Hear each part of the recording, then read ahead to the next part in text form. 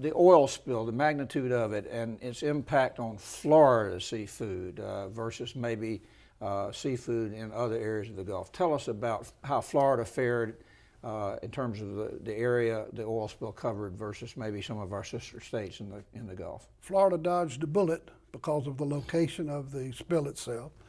The winds didn't bring it much past Port St. Joe, and then the winds turned back to the west and the oil moved away, which left Florida in a position of having probably 99% of all the fish that we normally harvest unaffected by the oil spill. All of our reef fishes from Taylor County on down and from Apalachicola oysters, the oil never got there.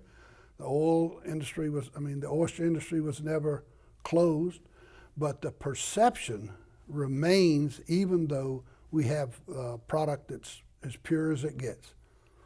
Well, let's talk about some species that people really love, okay? Let me just name them. Okay. And let's talk about whether they're safe to eat and so forth. Let's talk about Florida mullet.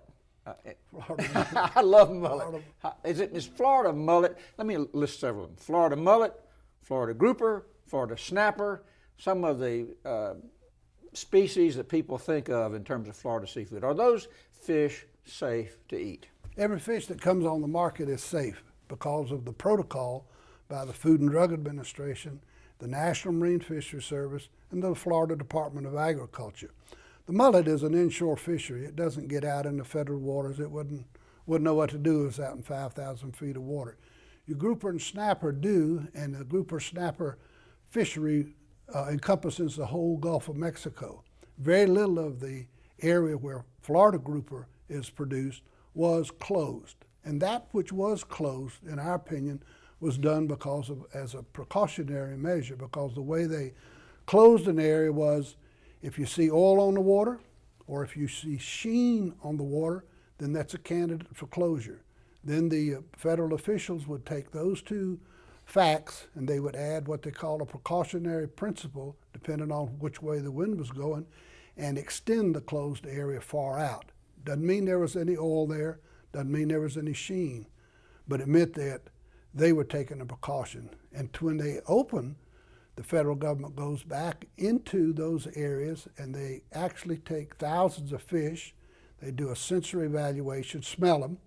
If they smell oil, it stays closed. If they don't, and it goes through other tests, it goes to a laboratory, federal or state laboratory, which they check it for the amount of PAHs. That's polycyclic aromatic hydrocarbons. And if it has less than 66 parts per million, then the fishery is open.